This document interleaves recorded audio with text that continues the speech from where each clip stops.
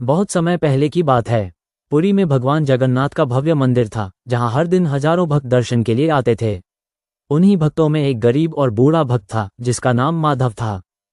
माधव की भगवान जगन्नाथ में इतनी गहरी श्रद्धा थी कि वह हर दिन, चाहे आंधी हो या तूफान, मंदिर आकर भगवान के दर्शन करता और अपने मन ही मन उनसे बातें करता। माधव इतना गरीब था कि उसके पास कभी भी भगवान को चढ़ाने के लिए कोई कीमती वस्तु नहीं होती थी।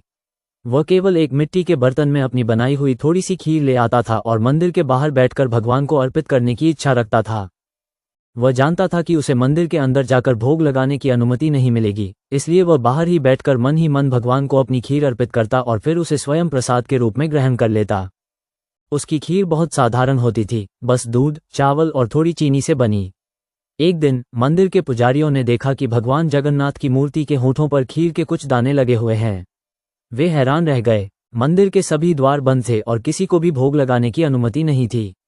ये कैसे संभव हुआ? पुजारियों ने आपस में चर्चा की, लेकिन कोई समाधान नहीं मिला। अगले दिन भी यही हुआ। भगवान के होठों पर खीर के दाने फिर से दिखाई दिए। पुजारियों ने इस रहस्य को जानने का निश्चय किया। उन्होंने रात भर मंदिर के बाहर छिपकर निगरानी रखने का फैसला किया।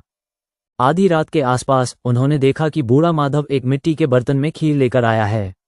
वो मंदिर के बंद द्वार के सामने बैठ गया और आंखें बंद करके भगवान जगन्नाथ का नाम जपने लगा। उसने अपने मन में भगवान को खीर अर्पित की और फिर जैसे ही वो प्रसाद ग्रहण करने लगा, एक अद्भुत घटना घटी। मंदिर के बंद द्वार अपने आप खुल गए और स्वयं भगवान जगन्नाथ प्रकट हुए। भगवान ने मुस्कुराते हुए माधव के हाथ से खीर का बर्तन लिया और उसे प्रेम से ग्रहण किया। माधव ये देखकर भाव विभोर हो उठा। उसकी आंखों से खुशी के आंसू बहने लगे। पुजारियों ने अपनी आंखों से यह चमत्कार देखा और वे समझ गए कि भगवान ने माधव की सच्ची और निस्वार्थ भक्ति को स्वीकार किया है। उन्होंने तुरंत माधव के चरणों में प्रणाम किया और उससे क्षमा मांगी कि उन्होंने कभी उसकी भक्ति को पहचाना नहीं था। ये कथा हमें सिखाती है कि भगवान धन या आडंबर नहीं देखते, वे केवल हृदय की सच्ची श्रद्धा और प्रेम देखते हैं।